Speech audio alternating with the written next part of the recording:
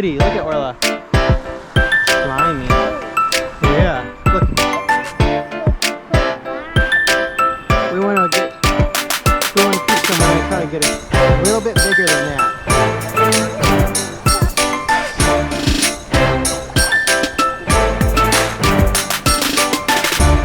Whoop. Spitting out the worm. That's a perfect.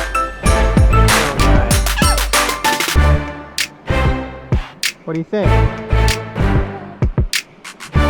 Cool. Look at that. Yeah, brook trout. All right, folks, we are back. We're out here in southwestern Wisconsin doing some trout fishing. It's hot today. It's gonna be like 80 degrees. I was at the stream, I don't know, 4 or 5 years ago with my brother-in-law, and it was just absolutely loaded with like 8 to 10 inch browns and brookies. And on this particular stream, you can keep 5 trout of any size. So if we can find them, we'll be keeping some for dinner. So we'll see what we can get into. Stay tuned. We caught a brook trout. Look at him.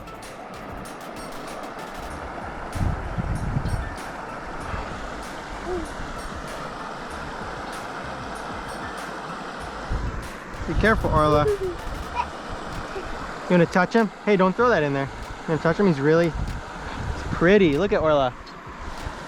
Slimy. Yeah. Look. Why is this so large? We want to get.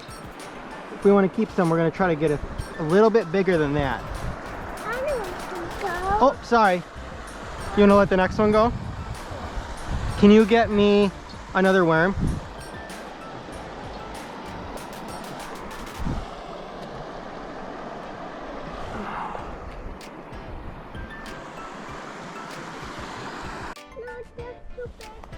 It's okay.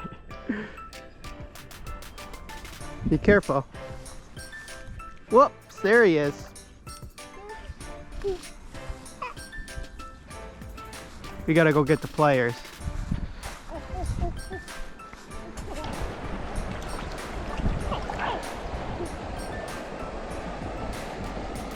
Whoop! Oh, he's spitting out the worm. That's a perfect little guy. What do you think? That's black eye. Isn't he pretty?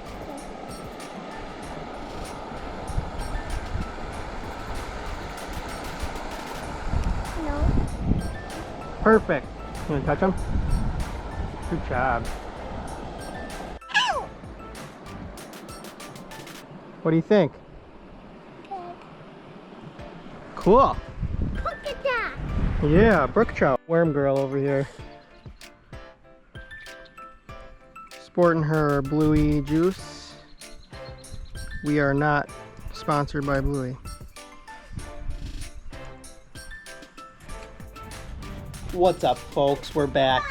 That footage that you just saw is actually of a couple weeks ago. The girls and I went down to the Driftless on a stream that we were at like, I don't know, 4 years ago, or I was at with my brother-in-law, and we cleaned up on a bunch of fish there. So I figured we might as well go back and try to do the same thing with the girls, but it ended up being really hot that day, and we cut it short, a lot shorter than we were planning on, so I didn't get as much footage as I was hoping. But we caught probably like 10 fish or so. I was hoping that we were gonna catch more to keep, but it ended up not happening like that, but that's how it goes. So I just wanted to end this video with some other tips that I think might be helpful for other parents trying to get outside, so that's what we're gonna do. All right, first things first, I think I've heard a lot of other people say this as well, but simply getting out of the house, like the act of walking out the door with kids and having a plan to go on like whatever adventure you're doing is probably the most difficult thing over everything. So I think it's important to have a plan as far as like what you're going to do that day and like a timeline, because if you have an idea of something that you want to do but you don't have a plan, it ends up taking so much longer to get kids ready when it's, you know, you're waking up, getting breakfast ready, getting them dressed, it ends up being like 4 times longer than, you know, if you were just doing it with yourself or another adult. So there's times that I have to wake up.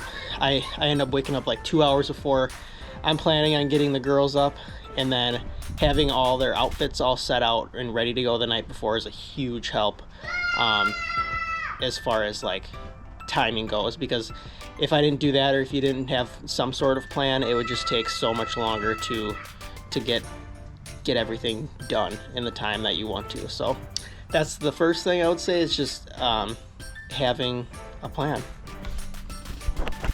All right, the second thing I would say is snacks. Very important.